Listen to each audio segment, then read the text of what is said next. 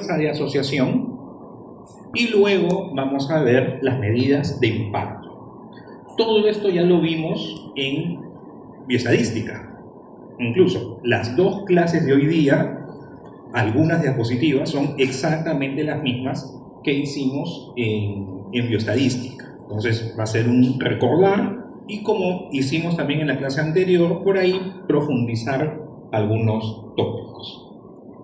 Entonces, en lo que es esta medida de frecuencia, básicamente tenemos dos indicadores, ¿no? La prevalencia y la incidencia. Ustedes ya saben, y así todos en coro, la prevalencia son los casos nuevos y antiguos. ¿Y la incidencia?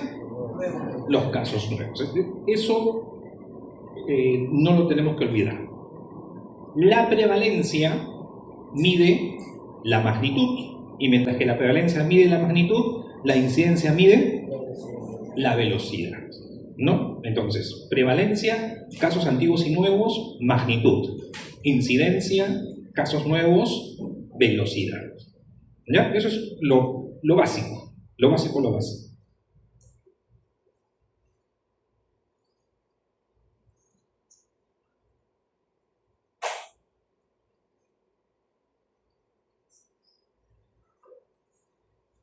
Entonces, para llegar a cumplir este objetivo de la epidemiología, de conocer las causas de la aparición, propagación, mantenimiento de las enfermedades, ¿no?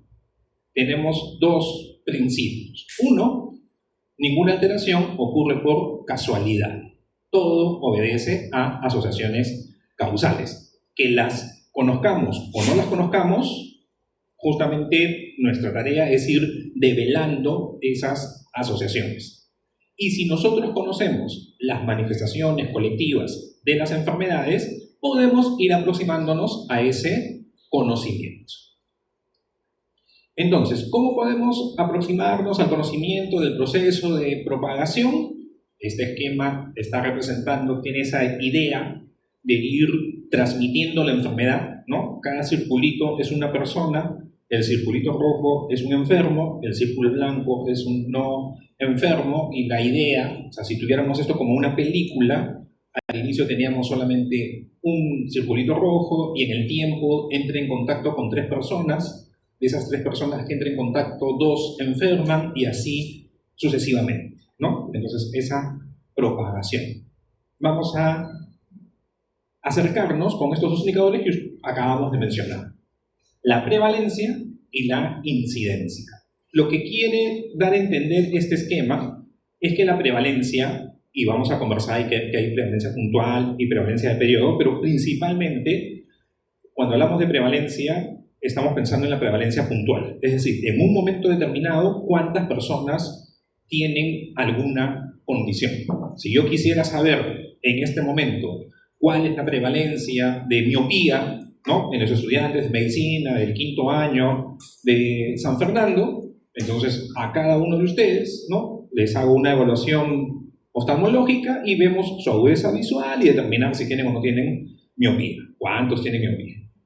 Lo otro es la incidencia en el tiempo. Entonces, esta flecha lo que quiere dar a entender es cómo van apareciendo los casos. Entonces, si yo quisiera saber cuál es la incidencia de miopía en estudiantes de medicina, podría partir por los cachimbos. Y descarto, o sea, separo a los que ya son miopes. Porque el miope no tiene el riesgo de convertirse en miope, ¿no? Es un estado no recurrente. Bueno, ustedes dirán, pero si le hacen una operación del excimen láser, bueno, eso es, digamos, como una excepción, pero de forma natural, el miope sigue siendo miope. Descarto los que son miopes, me quedo con quienes no son miopes, de cachimbos, y veo en el tiempo cómo algunos van desarrollando miopía.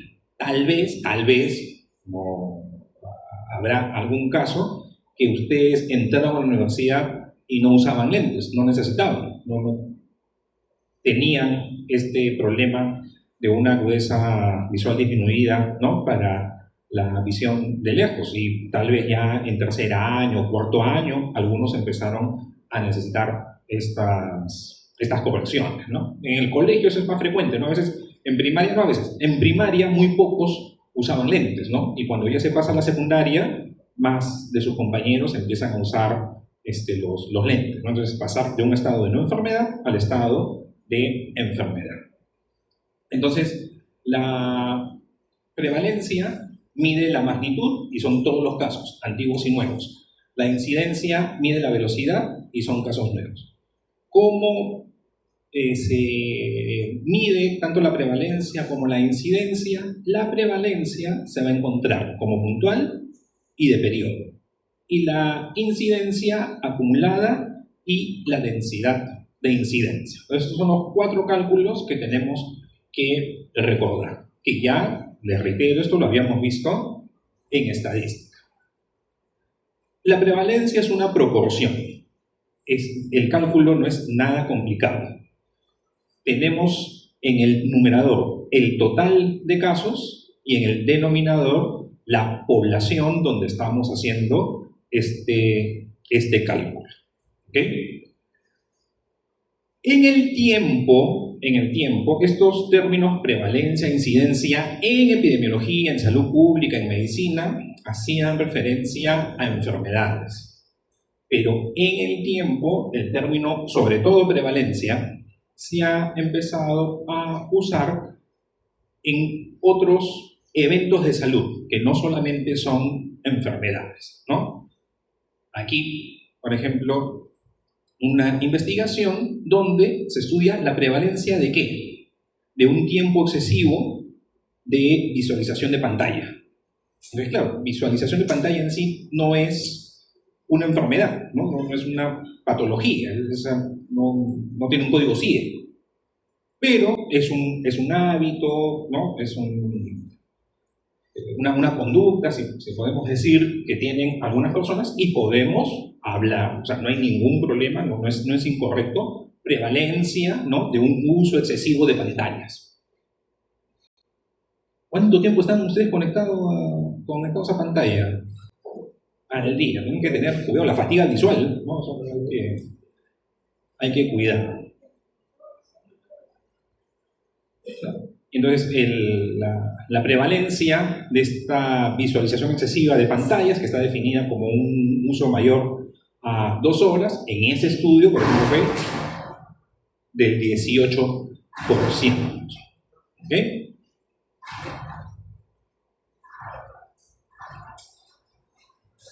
Hay que dejarlo ahí nomás, es por el aire que se ha cerrado seguro.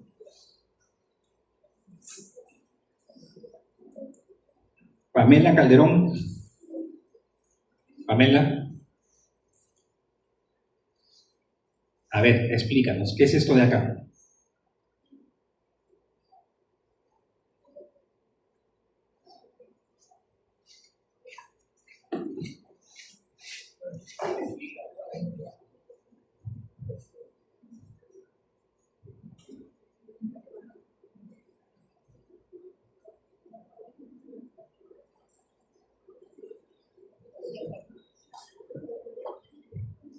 Lidia Cárdenas. Lidia. Es el intervalo de confianza y bueno, se esperaría que, o sea, el 18 que se halló en la investigación se supone que es en la muestra que se ha tomado, ¿no? Y la idea es de que en la población como tal, el intervalo, o sea, se encuentra en ese porcentaje entre 17.79 al 18.52%. O sea, que, o sea,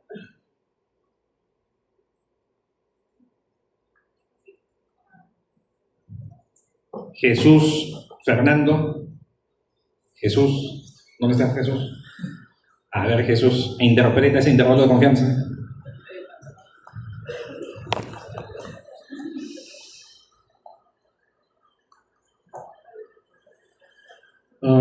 Dice intervalo de confianza 95%, así que le estaría dando mayor validez al dato que se obtiene en el artículo.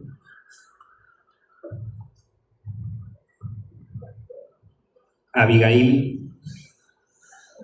Abigail. ¿Dónde está Abigail? Abigail Oliva. No se ve. ¿Estás de acuerdo con Jesús que ese intervalo de confianza le da validez? ¿Estás de acuerdo? ¿Sí? A ver, para hacerlo corto. Es este intervalo de confianza, este intervalo de confianza no me da validez. Y eventualmente, lo que podemos ver con el intervalo de confianza es la precisión. ¿Ya? Recuerden la diferencia entre validez o exactitud y precisión o fiabilidad. Son dos conceptos diferentes. ¿Ya? Y claro, digo, eventualmente me podría indicar la precisión porque debería de tener más elementos, pero si tengo un intervalo de confianza que no es muy amplio y este intervalo no es muy amplio, puedo decir sí, la estimación tiene una precisión buena, una precisión aceptable. Ojo, estoy acá hablando en general sin mayores elementos, ¿no? Si tuviera un intervalo más amplio, podría decir esta estimación es imprecisa. Lo que nos dice un intervalo de confianza es eso, que tenemos una confianza del 95% porque no podemos hablar de una probabilidad, y ese es un error frecuente en la interpretación de intervalos de confianza. Cuando vemos un intervalo de confianza, lo que decimos es tenemos una confianza que el parámetro se encuentre entre esos valores. Jason Rubio. Jason no está. Jason. ¿Qué pasó ahí? Ya, después. Jason, explícanos qué es un parámetro.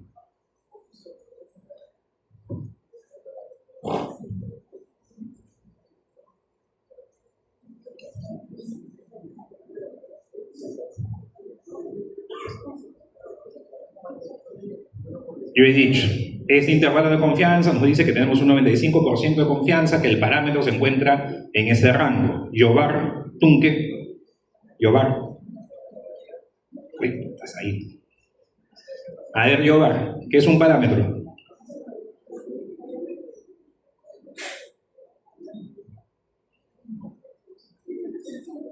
Daniel Centeno. Daniel, ¿qué es un parámetro?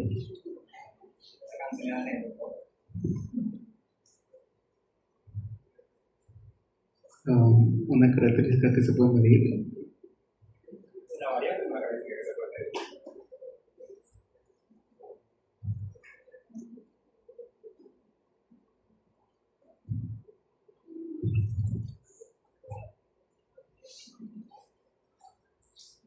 Todas las cosas que comento en clase son susceptibles de ser evaluadas. ¿Ok? Nada más digo. Sigamos. No les voy a decir que es un parámetro.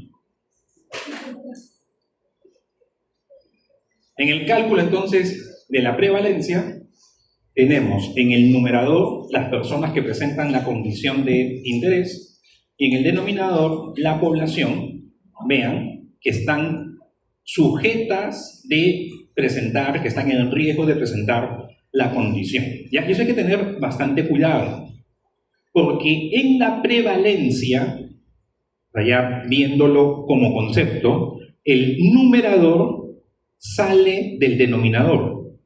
Lo mismo que en la incidencia, el numerador sale del denominador. Entonces, hay que tener ahí mucho cuidado, porque hay situaciones donde es complicado y es de verdad difícil, ¿ok?, determinar pues, cuál es el mejor denominador para el cálculo de la prevalencia. En algunos casos, en general, no debería de generarnos esto mucha dificultad, pero hay situaciones que hay que tener ese cuidado. Entonces, la diferencia entre la prevalencia puntual y la prevalencia de periodo es que la prevalencia puntual, les reitero, que es la más frecuente, la más usual, es en un momento dado cuántas personas tienen la patología. Esta prevalencia puntual, a su vez, ojo muchachos, a su vez, puede verse de dos maneras cómo vamos a obtenerla. Cuando decimos en un solo momento es evaluada la población, una posibilidad es la que tenemos en la diapositiva, ¿no? Que serían en estudios tal vez de base poblacional, también en estudios hospitalarios, ¿no? Donde en un momento determinado decimos cuántas personas tienen esa patología.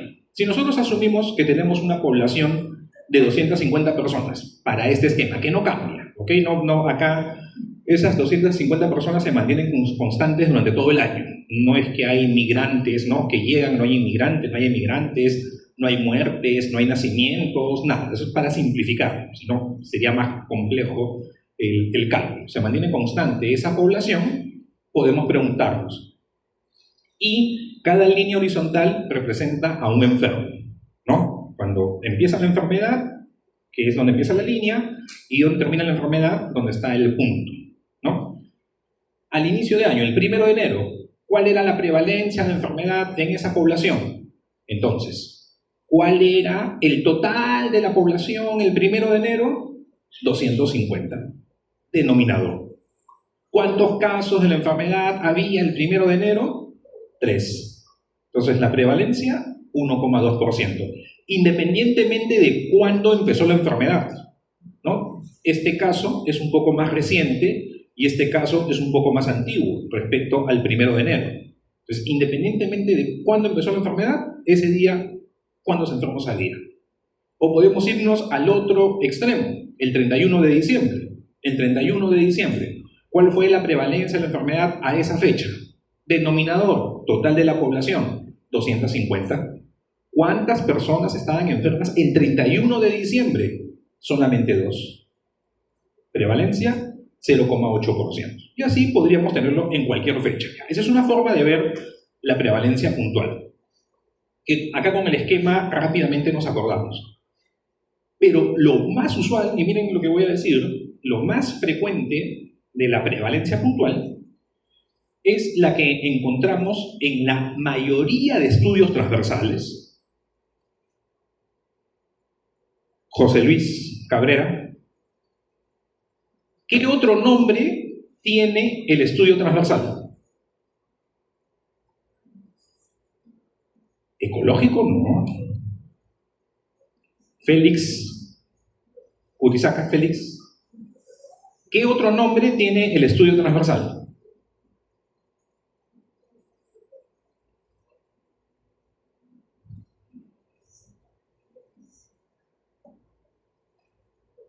Sergio, ¿qué otro nombre tiene el estudio transversal?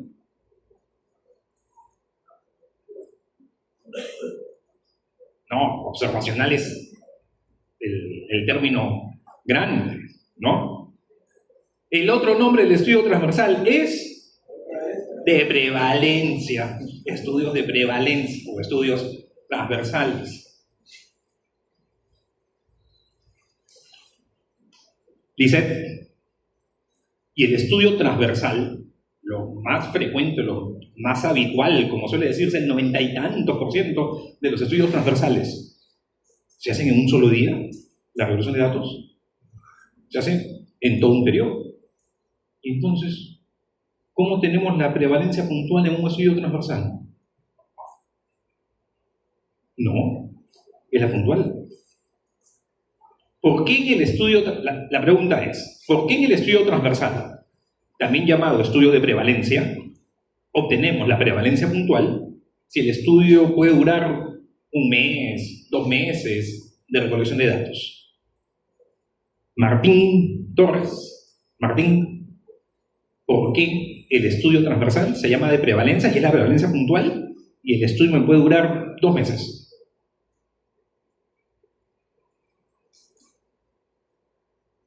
Ronald Llovera pregunta, en el estudio transversal, ¿cuántas veces es evaluado cada sujeto de investigación? Por eso es una prevalencia puntual. Porque cada sujeto es evaluado una sola vez no hay seguimiento. ¿Ya? Esa es la otra. O sea, en ambas situaciones, una sola fecha o un estudio que puede durar semanas, meses, cada sujeto es evaluado una sola vez. Y como cada sujeto es evaluado una sola vez, lo que tenemos es la prevalencia puntual.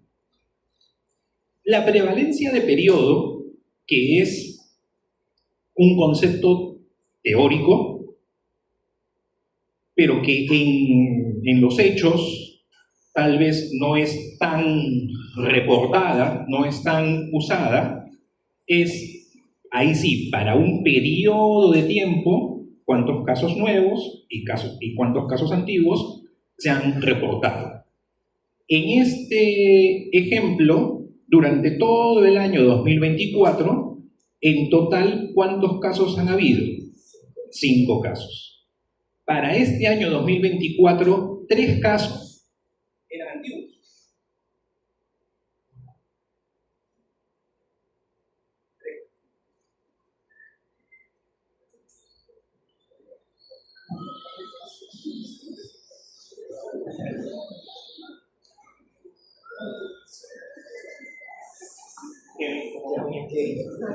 Porque sí está la batería. Sí está, sí figura, pero no se movió nada. ¿No? Porque aquí figura sí que la batería está llena. Sí,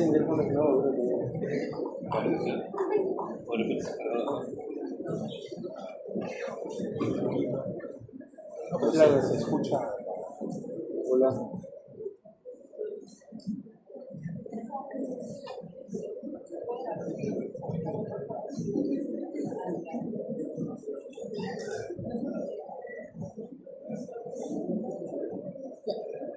Kevin, no te preocupes, seguimos y en el intermedio ahí le consultas al señor. Sí. Porque igual va a captar la voz.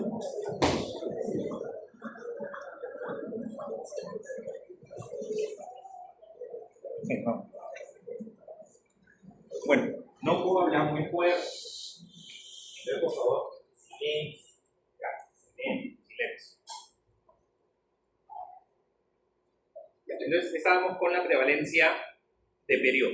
3 casos antiguos para este año 2024, 2 casos nuevos para ese año.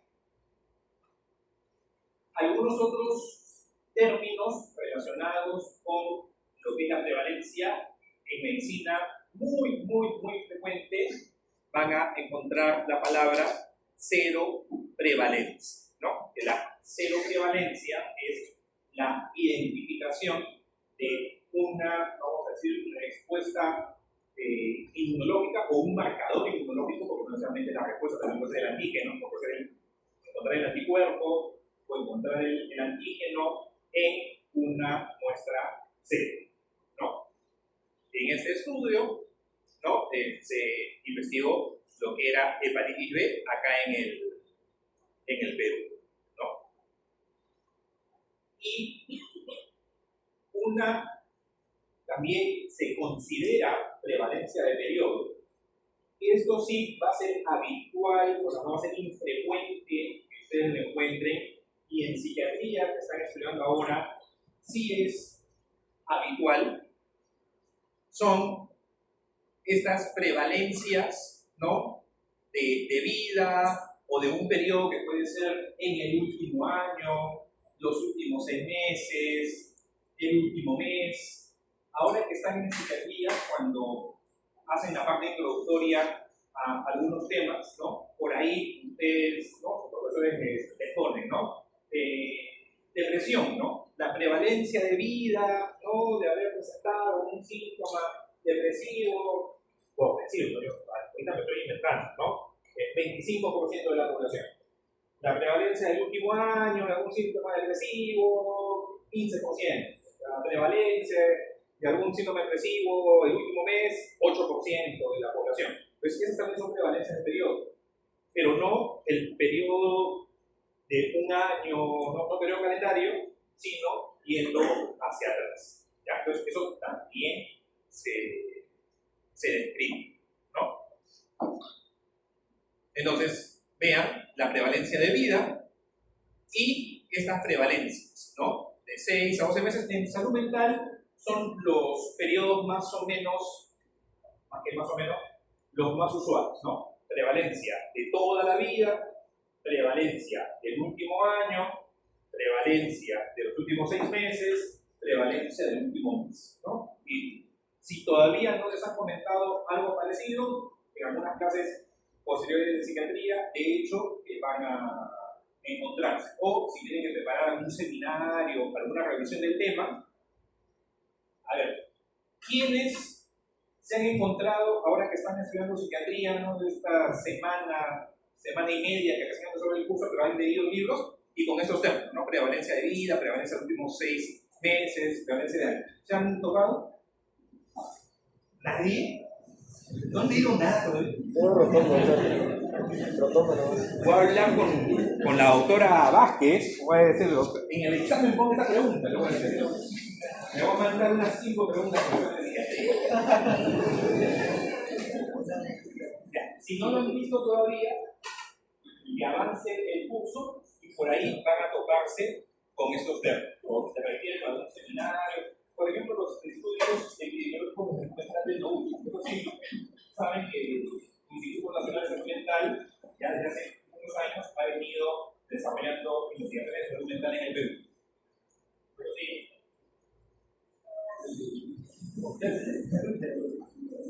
Ya van a saber.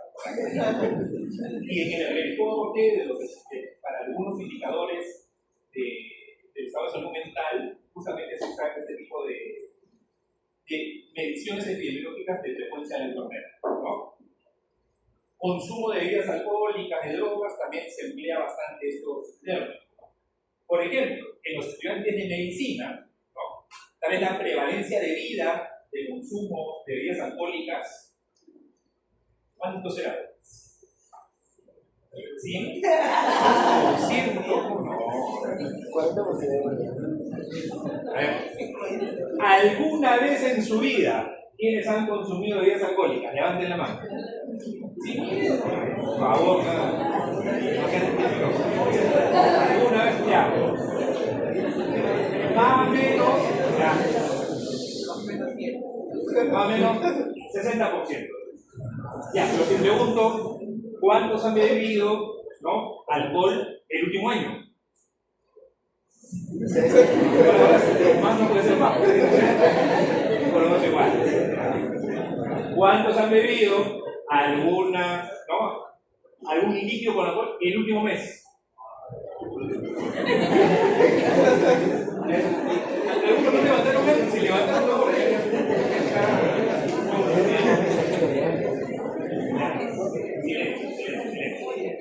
Entonces, lo que se espera es que si uno va haciendo estas preguntas, la frecuencia va disminuyendo. En todo caso, es poco probable que se mantenga, pero sería imposible que la prevalencia suba. O sea, yo no puedo tener una prevalencia de vida de 40% y una prevalencia del último mes de 50% para el mismo fenómeno. Porque si consumí el último mes, es que alguna vez en la vida he consumido. Estas prevalencias deberían ir disminuyendo, pero igual, como máximo, mantenerse. Entonces, prevalencia. Y ahora pasamos a la incidencia. La incidencia es el indicador que nos evalúa cómo va apareciendo el caso en la historia natural de la enfermedad, ¿no? Como una persona del periodo prepatogénico pasa al periodo patogénico. Lo que evalúa es esta velocidad en el tiempo, el cambio. Y tenemos dos mediciones. La incidencia acumulada, que es el riesgo absoluto. ¿Ya? La incidencia acumulada es el riesgo absoluto. Y el otro indicador, la densidad de incidencia. La incidencia acumulada es una proporción. Y mucho cuidado, porque vean lo que dice el denominador. el denominador de la incidencia acumulada son las personas en riesgo de enfermar al inicio del periodo de observación. ¿Ok? Ya, es el número de personas en riesgo de desarrollar la enfermedad al inicio del periodo de tiempo. Por lo tanto, en el cálculo de la incidencia, yo debo de sacar a los casos prevalentes. O sea, si yo ya, lo que decíamos con los miones, si queremos calcular la incidencia de miopía en estudiantes de medicina, para hacer un estudio, y empiezo con los cachimbos, no van a entrar en ese seguimiento los cachimbos que ya son miones, porque ellos ya están en riesgo de volverse miones. ¿Okay? Y el numerador son esos casos nuevos que van apareciendo en el.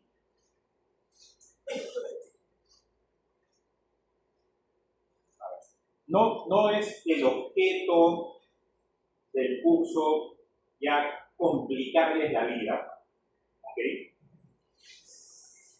No es el objeto.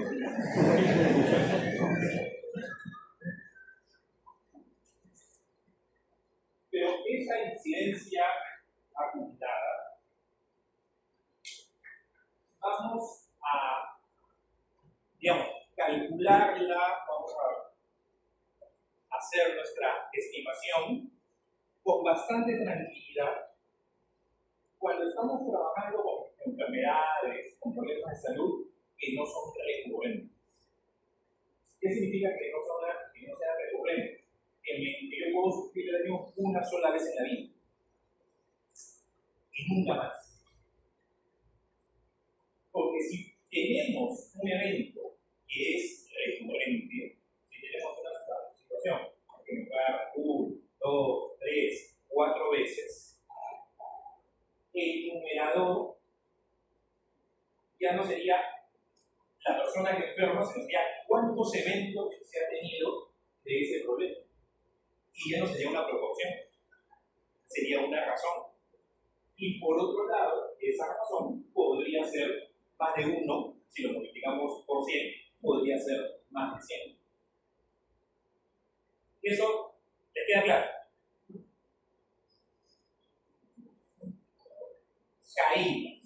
Caídas en adultos mayores. Entonces no se podría hablar, por ejemplo, de incidencia de COVID-19.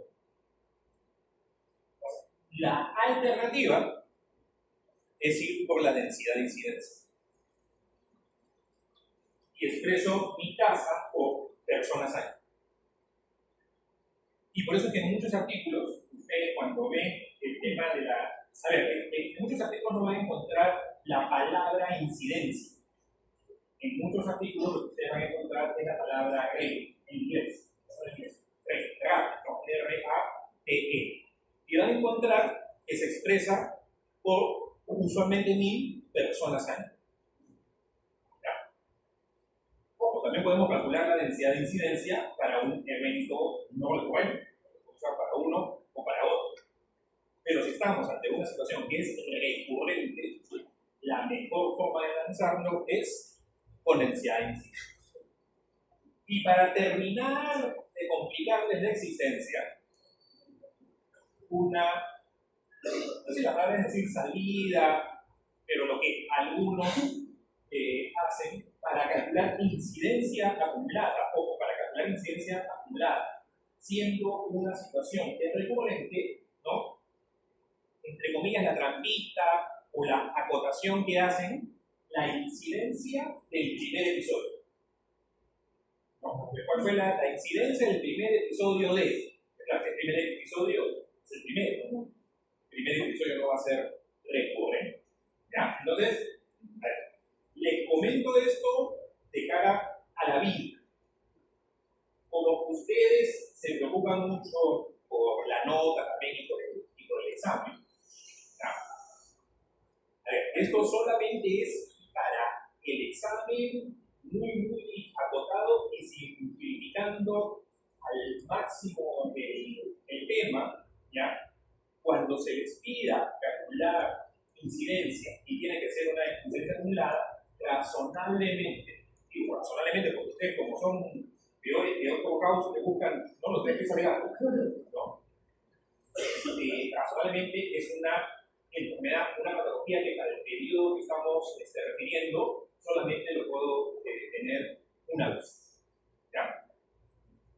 Y cuando se tenga el cálculo, cuando tenga que hacer un cálculo con densidad de incidencia, vamos a ver acá, ahorita regreso, para densidad de incidencia, claramente les van a dar tiempos de seguimiento que tal vez son diferentes para las personas. Dicen en promedio se siguió tanto y fueron tantas personas, pues ya me están orientando a que el denominador ya no van a ser sujetos, sino que el denominador van a ser las personas años, que es el total de tiempo de seguimiento que han aportado los sujetos en el uso.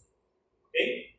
¿No? Ahorita no se preocupen, tranquilos, esto está en su libro, está en el Word, hay ejemplos de cómo se calcula, tienen los ejercicios para esta semana, tienen los exámenes de los años anteriores, tienen los exámenes, ¿no? ¿Tienen los exámenes de los años anteriores?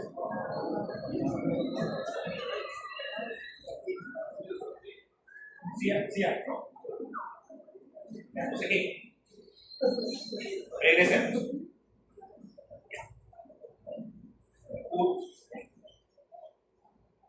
Entonces, un ejemplo, ¿tienes enseñando traumatología, Lina? ¿Nadie más enseñando trauma? La mitad cirugía general, ¿no? Este es un ejemplo pensando en ustedes, ¿no? Una fractura del radio distal, por ejemplo, aquí se quiere comparar la incidencia de síndrome del túnel del carpo, ¿no?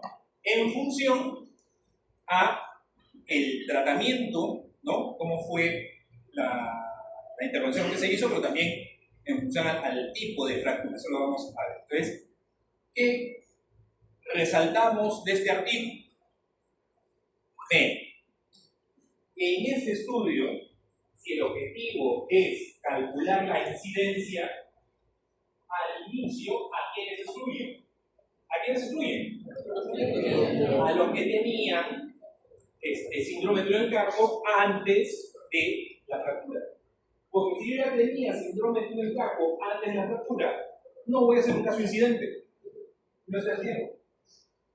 Ya, por eso es que eso está aquí subrayado. O sea, para poner el énfasis, porque si ustedes van a calcular una incidencia, tienen que tener el cuidado de excluir a los que ya presentan esa patología. Ya, yo no tengo que tener ese problema de salud y voy a ver si lo desarrollo o no desarrollo en el tiempo. ¿Ok? Y si es una incidencia, lo que quiero determinar, obligatoriamente, no hay forma, no hay manera, obligatoriamente tengo que tener por lo menos 2 mediciones distintas en el tiempo para cada persona. En un estudio transversal no puedo tener incidencia. ¿Ya? Nuevamente, en un estudio transversal imposible tener incidencia, porque la incidencia es el cambio de no enfermo a enfermo. Por eso está aquí resaltado esto, ¿no? Los miembros, ¿no? El equipo de ortopedia, ¿no? Hicieron el seguimiento entre 6 meses a 1 año. Tienen que hacer un seguimiento. Yo no puedo decir, tengo un estudio transversal o tengo la incidencia. ¿Ya? Entonces, esto es fácil, no es nada complicado, es hasta obvio, pero a veces se nos pasa. Incidencia, tengo que descartar que las personas tengan la enfermedad, y segundo, tengo que hacer un seguimiento. Imposible calcular incidencias si no hago seguimiento. Bueno, ahí está la descripción de las fracturas, eso ya ustedes lo revisan después para su examen de traumato, ¿ya? Y esta parte de los resultados. Se tiene esa clasificación de los tipos de fractura, ¿no? A, B, C, tema de la especialidad, y tenemos el total de pacientes y el total de afectados. Y aquí, ¿qué es lo que tenemos? ¿Estos porcentajes qué son? ¿Estos porcentajes no? Las incidencias acumuladas. A ver, si ustedes dividen 33 entre 107, saquen sus calculadores. 33 en 107 debe darles 30,84, por algo parecido. ¿Está bien? En el segundo grupo, 5 en 28 debe darles 17,85, o algo parecido. Ya. 34 en 85 sale 40. Ya. Entonces, si ya tenemos la incidencia, viene la siguiente pregunta. Más fácil y a cara de luz. ¿Cuál de los tipos de fractura, cuál de los tipos de este problema traumatológico, el riesgo de síndrome de túnel del carpo es mayor? ¿En A, B o en C?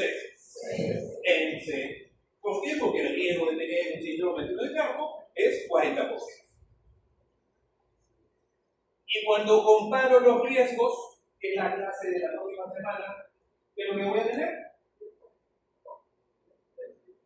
El riesgo relativo, porque comparo dos riesgos. Un riesgo relativo a otro riesgo, ¿cuánto más riesgo es? Lo relativo, así de sencillo. Se acabó la epidemiología. No hay más. ¿Ya?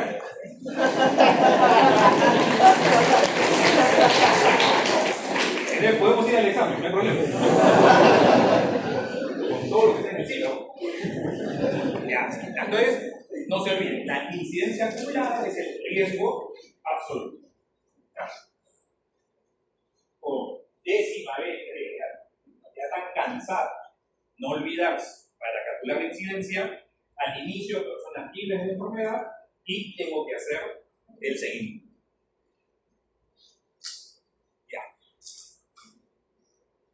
Y esta es una nota para tener en cuenta de cara a sus alumnos y en general cuando analizan información en salud pública.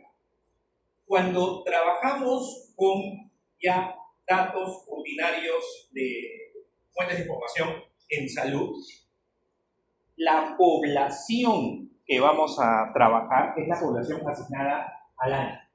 Si yo quiero saber en el Perú cuál fue, para el 2025, la incidencia de dengue. ¿Cuántos casos nuevos de dengue hubo en 2005? Y lo divido entre la población del Perú. Yo quiero saber cuál fue la incidencia en una zona endémica, en Anda, ¿no? Que hay algunas zonas endémicas con la enfermedad de Cabrión. ¿Cuál fue la Libertad? ¿Cuál fue la incidencia de la enfermedad de Cabrión en la Libertad?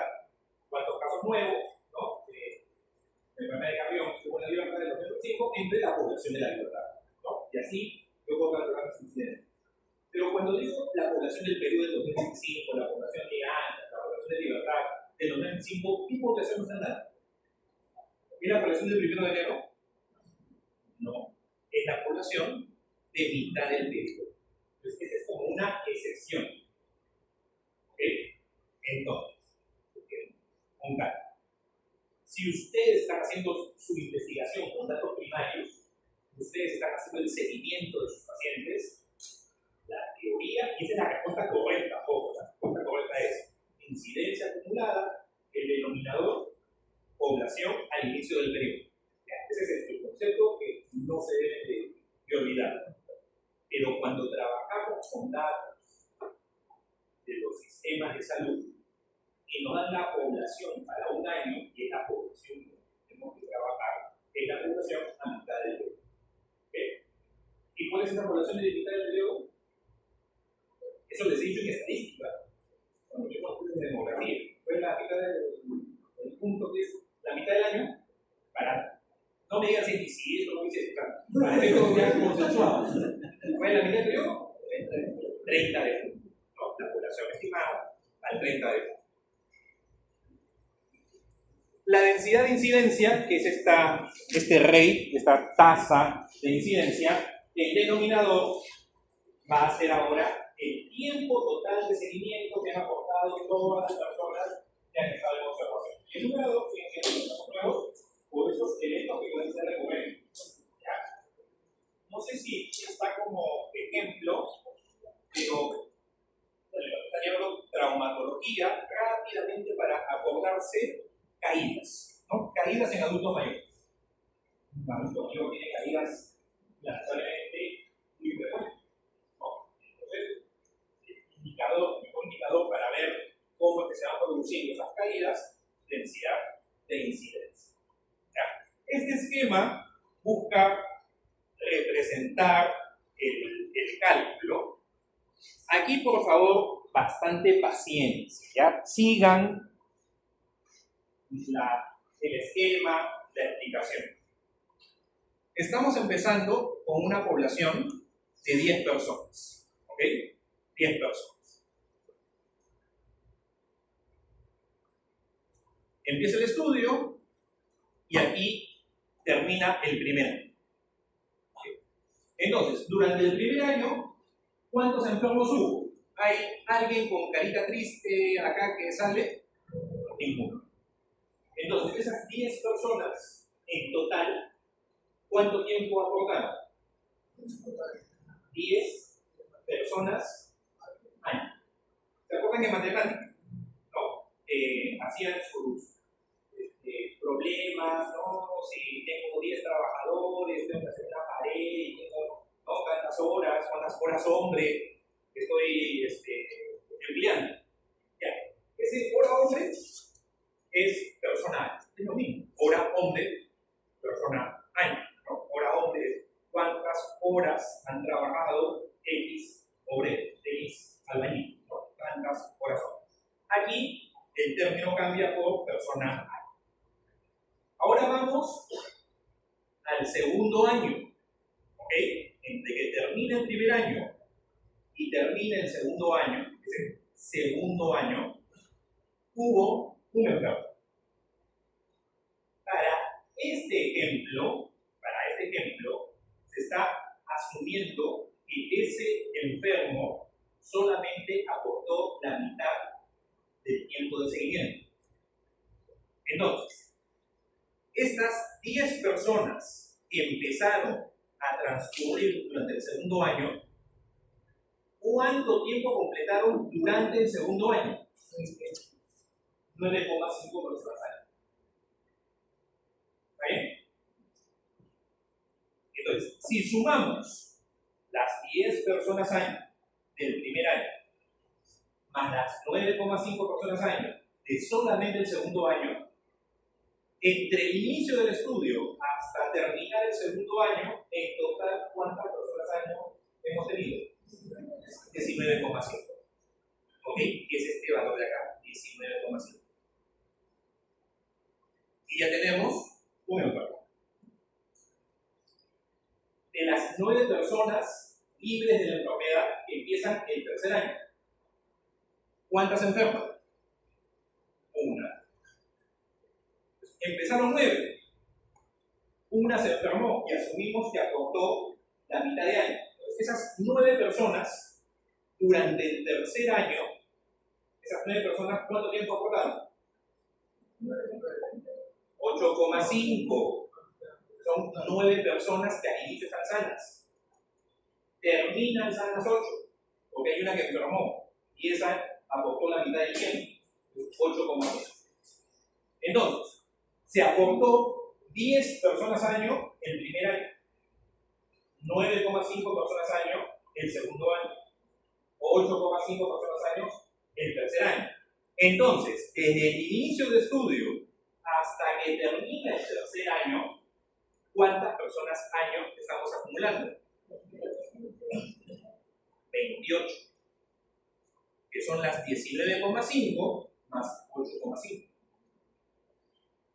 Y durante el cuarto año, que quedan 8 personas libres de la enfermedad, durante el cuarto año enferma una. Entonces, esas 8 personas Durante el cuarto año, ¿cuánto tiempo aportaron? 7,5. Entonces, 10 más 9,5 más 8,5 más 7,5, en total 36,5 personas. La densidad de incidencia, entonces, sería 3 casos en 36,5 personas. Esa es la densidad de incidencia. ¿Alguna duda? ¿Listo para el examen, no? Con fe. Pero mientras que el estudio siga registrando a las personas enfermas, entonces no habría necesidad de hacer una suspensión. Es decir, en este caso vamos a tener. Escuchen. Es decir, digamos que estos enfermos los seguimos estudiando. Pero ya enfermaron. Ya enfermaron, ya no están en riesgo de enfermar. A ver, ojo, es buena pregunta. Escuche.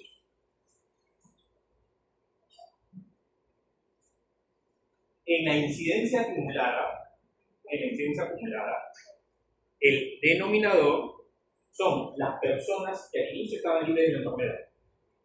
Y de ahí van a salir los enfermos.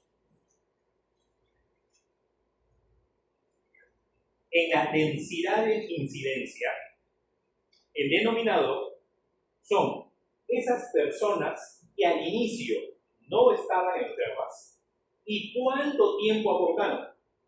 Y cuando digo cuánto tiempo aportaron es o que enfermaron y ya no los sigo porque ya enfermaron, o terminó el estudio.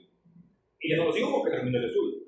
Entonces es el tiempo acumulado, ¿no?, de las personas que han estado en seguimiento, pero estas personas que han estado en seguimiento al inicio de ese seguimiento estaban libres de la enfermedad. ¿Ok?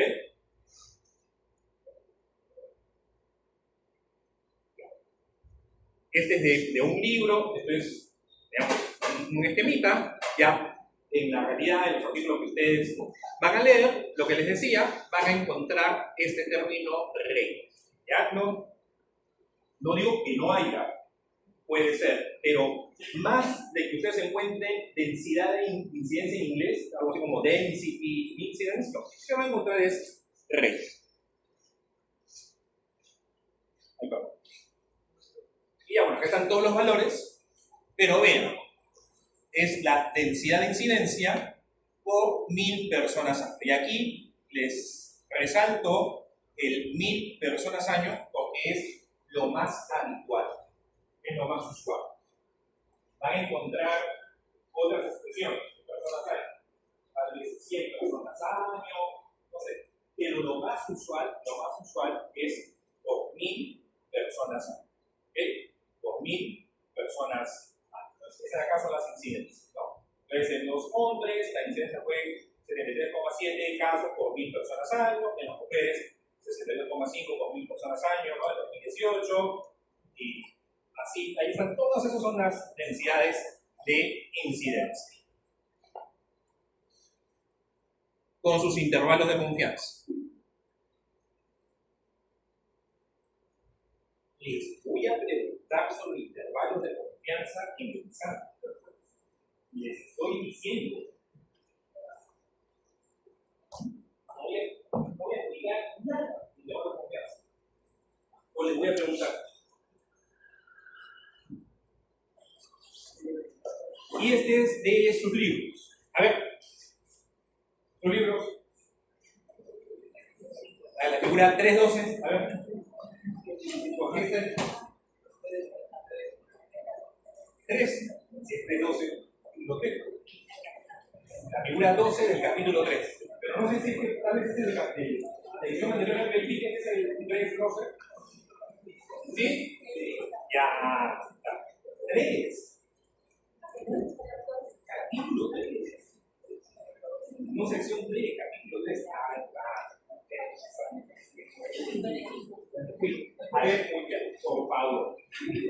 Cuando ustedes vean en sus diapositivas, que sus profesores hacen, dice figura figura 4.1, figura 5.8, figura 1.20, tabla 8.1, ese primer numerito es el capítulo de libros. ¿Ya? Entonces, si dice figura 3.12, es la figura 12 del capítulo 3. Hay un directo al capítulo 3. Este es el esquema que aparece más, menos, ¿no? Más elementos, menos elementos, en casi todos los libros de epidemiología, ¿no? Donde la población se representa como este envase de agua, el nivel de agua es la prevalencia, la magnitud, pues este nivel de agua puede subir o bajar, la prevalencia sube o baja, y la incidencia es el cañito, ¿no? El que se abre y alimenta a ese recipiente, ¿no? Entonces, son los casos nuevos que van apareciendo en la población. Ahora, también en estos esquemas, lo que aparece es el defogue, porque un enfermo puede dejar de ser enfermo. ¿Okay? Entonces, vamos a tener circunstancias, teniendo como referencia a la prevalencia, vamos a tener circunstancias que me aumentan la prevalencia, circunstancias que me disminuyen la prevalencia. Entonces, solamente viendo este esquema, ¿qué haría que la prevalencia aumente? Que aumente la incidencia. ¿Y qué otra cosa puedo hacer para que la prevalencia aumente? Que nadie se cure, o que nadie muera, o que nadie migre de los enfermos. O sea, cierro abajo el defogue y abro el caño por arriba. En general, hay una relación entre incidencia y prevalencia que está descrita, que es esta casa medida, ¿no? La prevalencia es igual a la incidencia por la duración de la enfermedad.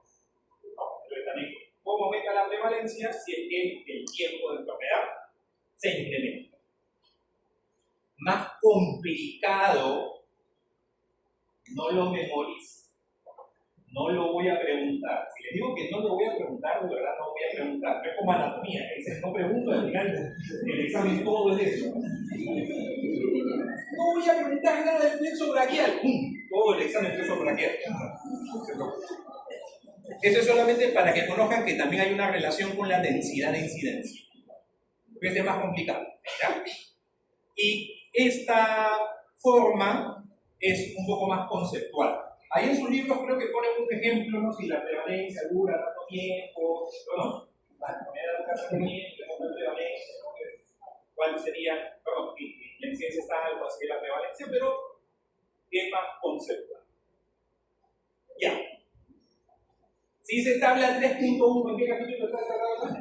En el capítulo 3. Ya. Observación. Y vean sus libros.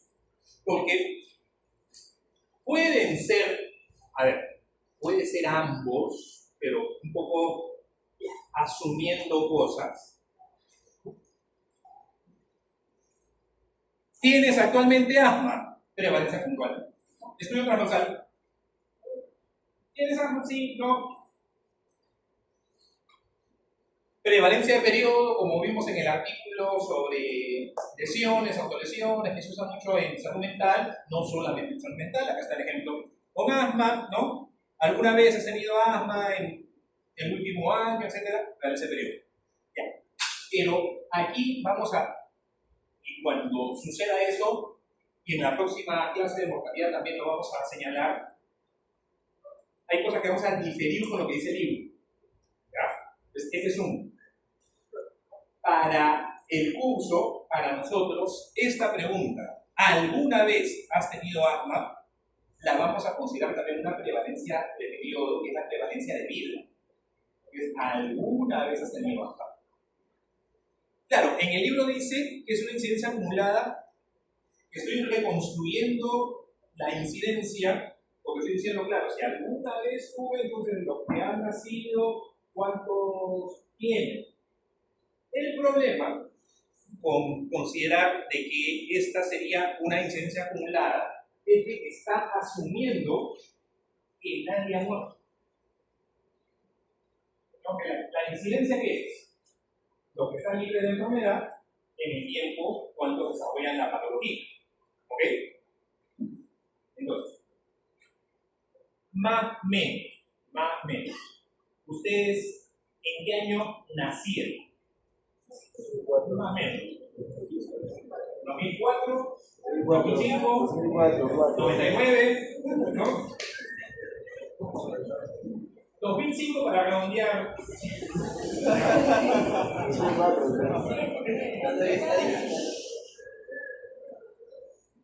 Si hacemos esta pregunta en este momento a todos los que nacieron en 2005, ¿alguna vez has tenido asma? ¿Será un indicador de la incidencia de asma? No, porque ha habido personas que nacieron en 2005 que hicieron asma y que ya fallecieron.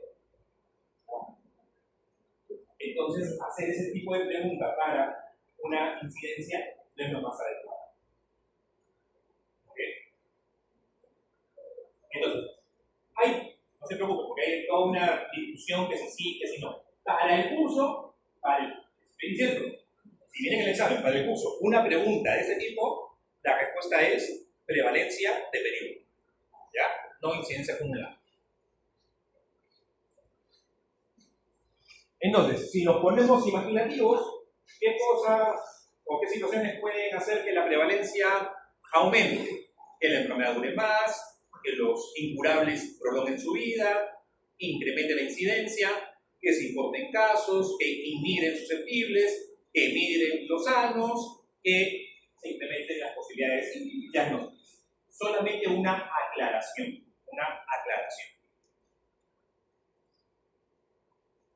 La inmigración de susceptibles, porque ustedes no se buscan, como digo, los tres que salen gato dicen, pero si llega el susceptible a la población, en el momento cero que llegue el susceptible, no se está disminuyendo, porque todavía está enfermo. Entonces, en ese momento cero más bien la prevalencia baja. A ver, cierto, pero como son susceptibles, rápidamente van a enfermar y rápidamente la prevalencia va a aumentar. ¿Ya? Por eso acá se pone inmigraciones susceptibles, aumento de prevalencia. Y el incremento de las posibilidades diagnósticas es más que que la enfermedad se está propagando más, antes no la detectábamos. Y ahora tenemos nuevos métodos diagnósticos y podemos conocer. ¿Ya? Y el descenso de la prevalencia, que la enfermedad dure menos, elevada tasa de letalidad, que disminuya la incidencia, que inmigren personas sanas no susceptibles. ¿Ya? Acá les falta acotar inmigración de personas sanas no susceptibles. Ya ustedes completen ahí en sus diapositivas la emigración de casos y el incremento de la población de los enfermos.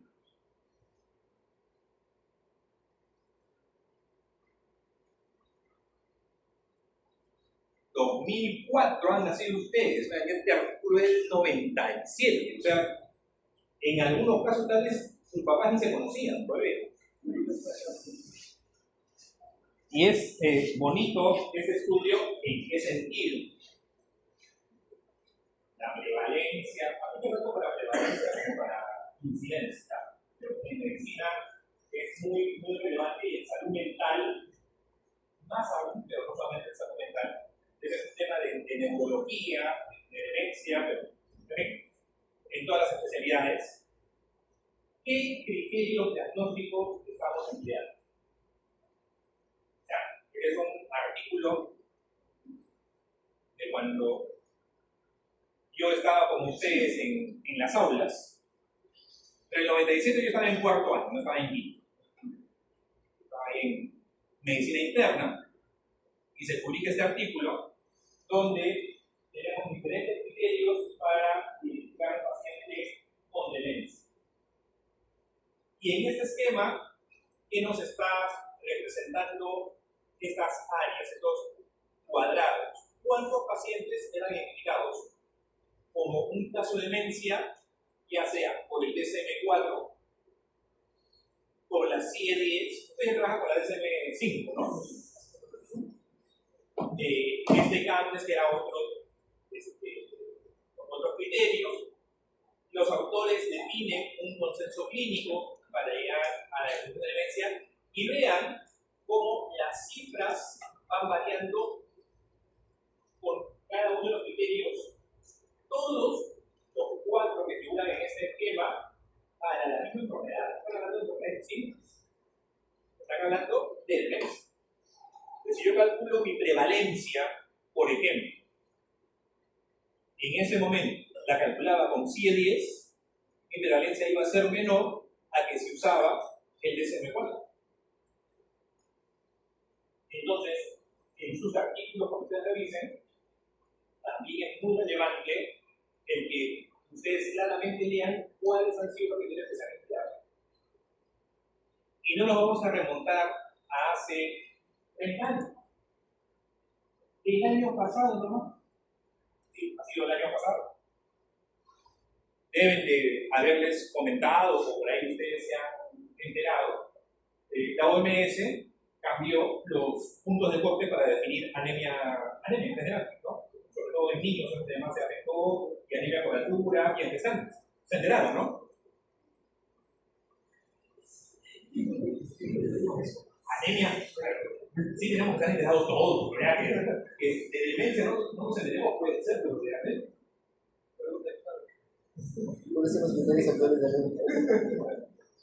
¿Saben que cambiaron los puntos de corte para anemia?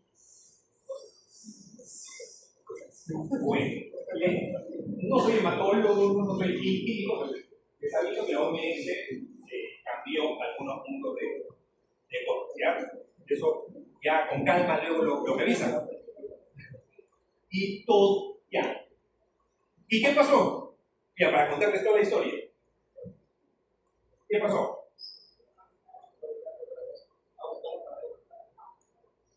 Entonces, por ese cambio en el punto de corte, las cifras de anemia cambiaron.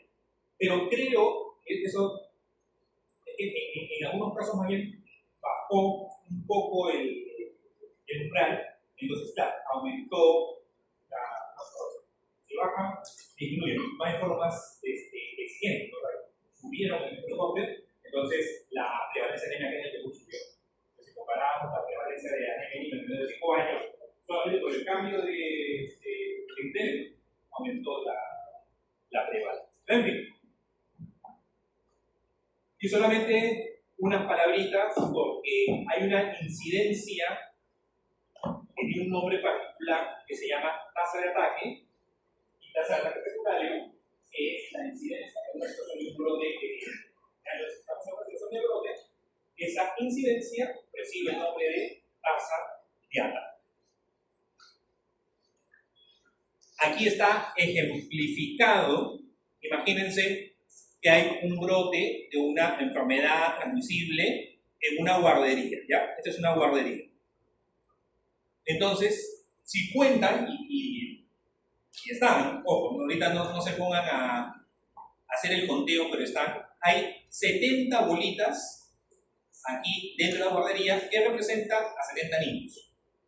Y 7 de esas bolitas cambiaron de color, anemia.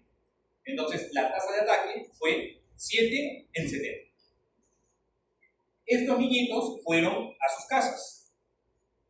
Y los contactos de los casos están identificados con unos cuadraditos. ¿Okay? Si ustedes cuentan los cuadraditos, en total hay 25 cuadraditos. Y de esos 25 cuadraditos, 5, acá hay 1, acá hay 3, acá está el otro, 5 de esos cuadraditos cambiaron de color anemia.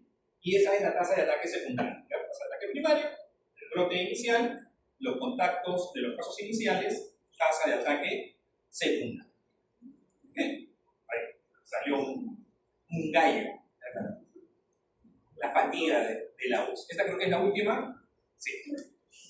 Entonces, a ver, ¿cómo estamos? ¿Qué pasa? ¿Por qué sufren? Estamos calentando recién en el curso, ¿ya? Casi 4:05. ¿A qué hora nos... ¿Cuánto de intermedio? ¿15, 20 minutos?